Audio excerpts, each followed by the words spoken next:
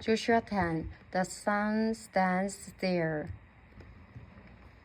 Now Adoni-Zedek, king of Jerusalem, heard that Joshua had taken Ai and totally destroyed it, doing to Ai and its king as he had done to Jericho and its king, and that the people of Gibeon had made a treaty of peace with Israel and had become their allies. He and his people were very much alarmed at this, because Gibeon was an important city, like one of the royal cities.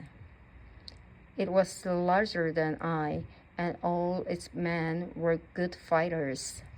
So Adonizedek, king of Jerusalem, appeared to Hoam, king of Hebron, Piram, king of Jarmuth, Japhia, king of Lachish, and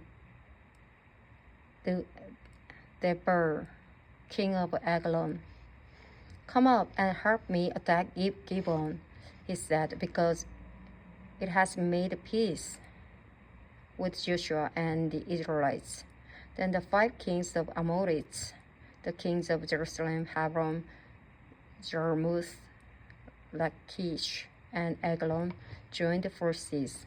They moved up with all the troops and took up positions against Gibeon and attacked it. The Gibeonites then sent word to Joshua in the camp at Gilgal, "Do not abandon your servants. Come up to us quickly and save us. Help us, because all the Amorite kings from the hill country have joined forces against us." So Joshua marched up from Gilgal with his entire army, including all the best fighting men. The Lord said to Joshua, "Do not be afraid of them. I have given them into your hand. Not one of them will be able to withstand you."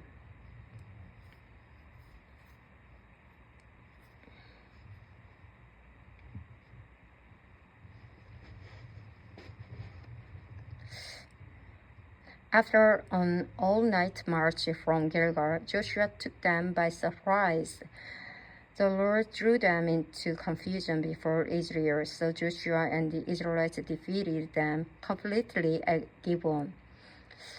Israel pursued them along the road going up to Beth-horon, and cut them down all the way to Azekah and Makkedah.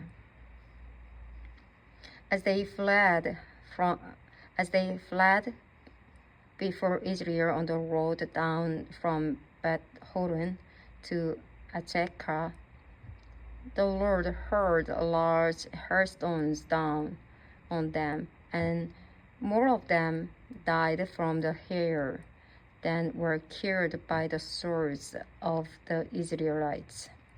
On the day the Lord gave the Amorites over to Israel, Joshua said to the Lord in the presence of Israel, "Sun stands there over Gibeon, and you, moon, over the valley of Aijalon."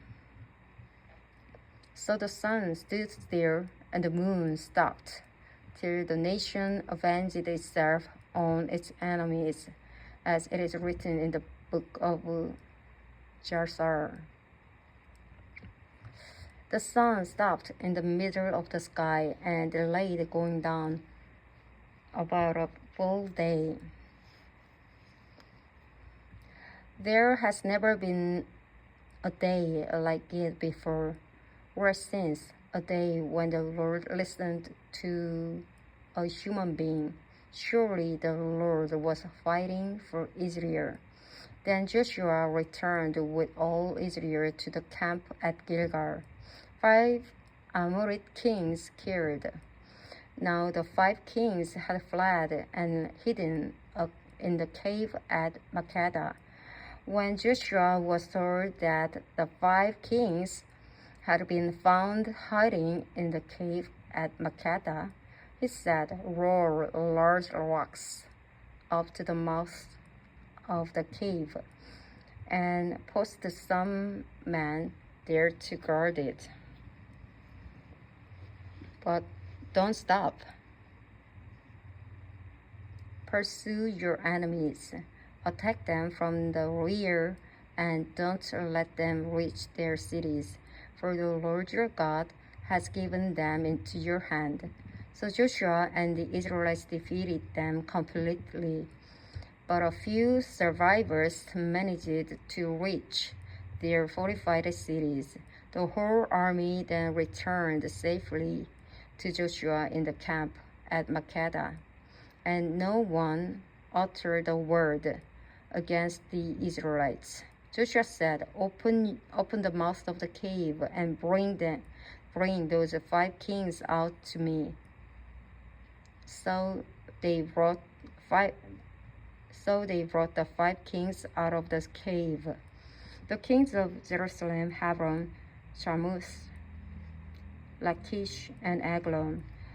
When they had brought these kings to Joshua, he summoned all the men of Israel and said to the army commanders who had come with him, Come here and put your feet on the necks of these kings. So they came forward and placed their feet on their necks. Joshua said to them, Do not be afraid, do not be discouraged, be strong and courageous. This is what the Lord will do to all the enemies you are going to fight. Then Joshua put the kings to death and exposed their bodies on 5 poles, and they were left hanging on the poles until evening. At sunset, Joshua gave the order, and they took them down from the poles and threw them into the cave where they had been hiding. At the mouth of the cave, they placed large rocks, which are there to this day. Southern cities conquered. The day Joshua took Makkedah, he put the city and its king to the sword and totally destroyed everyone in it.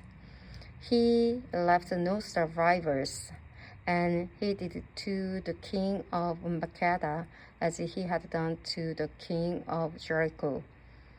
Then Joshua and all Israel with him moved on from Makkedah to Libnah and attacked it. The Lord also gave the city and its king into Israel's hand. The city and everyone in it Joshua put to the sword.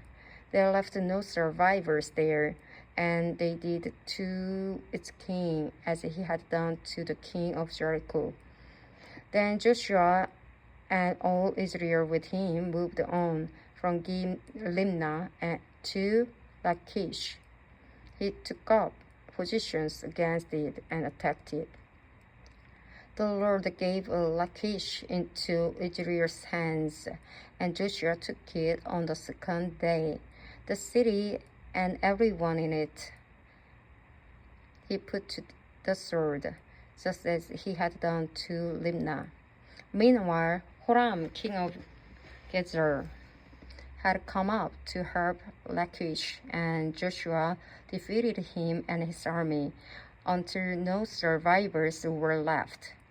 Then Joshua and all Israel with him moved on from Lachish to Eglon.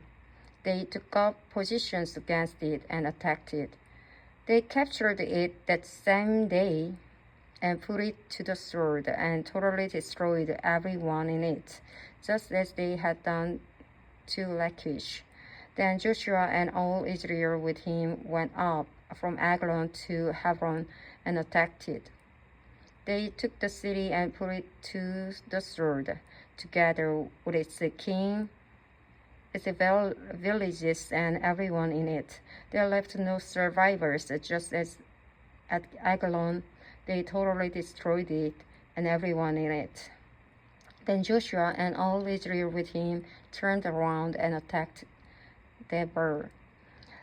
They took the city, its king, and its villages, and put them to the sword, everyone in it. They totally destroyed. They left no survivors. They did to Deber and its king as they had done to Rimnah and its king, and to Hebron. So Joshua subdued the whole region, including the hill country, the Negev, the western foothills, and the mountain slopes, together with all their kings. He left no survivors. He totally destroyed all who raided, just as the Lord, the God of Israel, had commanded. Joshua subdued them from Kadesh Barnea to Gaza, and from the whole region of Goshen to Gibeon. All these kings and their lands Joshua conquered in one campaign, because the Lord, the God of Israel, fought for Israel. Then Joshua returned with all Israel to the camp of Gilgal at Gilgal.